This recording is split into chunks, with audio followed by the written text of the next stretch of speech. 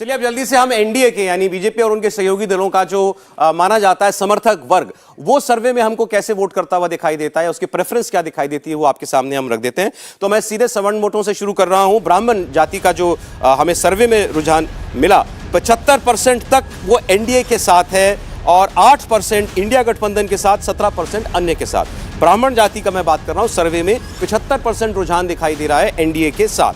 कहीं इसमें आश्चर्य की बात नहीं। अब राजपूत जाति की आप बात कर लीजिए, राजपूत समाज के लोग 76% तक एनडीए गठबंधन को अपनी पहली पसंद या पहली प्रेफरेंस जो है वो बता रहे हैं, 12% मात्र इंडिया गठबंधन को। ऐसे ही भूमियार की बात करते हैं, भूमियार समाज के लोग 72% तक एनडीए के साथ हैं और केवल 15% इंडिया गठबंधन के साथ।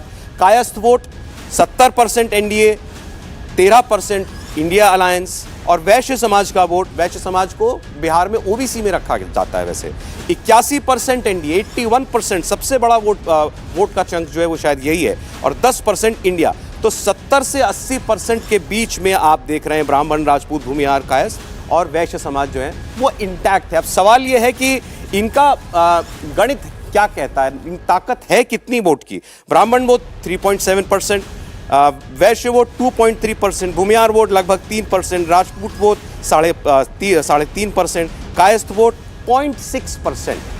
लेकिन ये जो 10-12% का वोट है देवेंद्र जी, ये खड़ा हुआ दिखाई दे रहा है एनडीए बीजेपी के साथ। बिल्कुल ठीक है कि ये ट्रेडिशनली बीजेपी को वोट करता है, लेकिन ये दोनों ही आंकड़े जो आपने इंडिया और क्या कहते हैं एनडीए के लिए दिखाए, उसमें मेरा बड़ा सिंपल सा सवाल भी है और एक तरीके से मेरी जिसे कहते हैं जिज्ञासा भी है कि ये हम पहले से मान के ही चल रहे हैं कि पार्लियामेंट्री इलेक्शन जो होगा उसमें भी जो वोटिंग का पैटर्न है वो पूरी तरीके से जातिगत उम्मीदवारों इन पर निर्भर करेगा।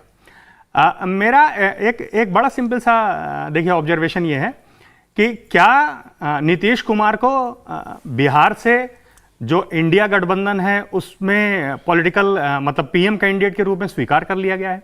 अगर नहीं तो फिर कुर्मी या कोयरी, जिस वोटर की बात आप कर रहे हो, कुर्मी, कोयरी, कुशवाहा, ये एग्जैक्टली जब पार्लियामेंट्री इलेक्शन के पॉइंट ऑफ व्यू से वोट करेगा तो नरेंद्र मोदी कोई ऐसा तो है नहीं कि अपर कास्ट कैटेगरी से आते हैं, वो भी तो ओबीसी समाज से ही आते हैं।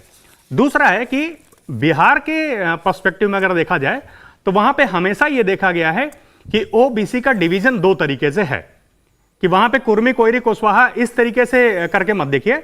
जब नीतीश कुमार ने ईबीसी और एमबीसी ये दो चीजें अलग की तो ओबीसी का डिवीजन वहां पे दो बड़ा सिंपल तरीके से है, जो किसी स्टेट में आमतौर से देखने को नहीं मिलता है। वो सिंपल है कि ओबीसी विद यादव और ओबीसी नॉन यादव। तो जब आप एक पॉलिटिकल कॉम्बिनेशन के रूप में अगर इलेक्शन में आते भी हैं तो क्या नीतीश कुमार को ओबीसी समाज जो है वो अपना पीएम कैंडिडेट देख के नरेंद्र मोदी के मुकाबले बेहतर तरीके से वोट करेगा? ठीक है, तो ये देखना पड़ेगा।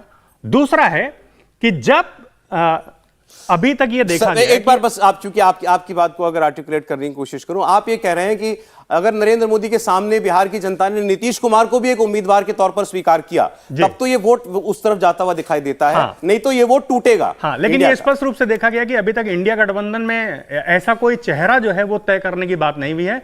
नीतीश कुमार बार बार कहीं ना कहीं इसके लिए प्रेशर बनाते भी दिखे हैं, नाराजगी भी दिखाई है अलग अलग प्लेटफॉर्म। आप कह रहे हैं इंडिया का वोट बढ़ना चाहिए जितना दिख रहा है उससे? निश्चित रूप से। इंडिया टीवी हर वक्त हर जगह डाउनलोड करने के लिए सर्च करें India TV news Google play store या ऐप स्टोर पर।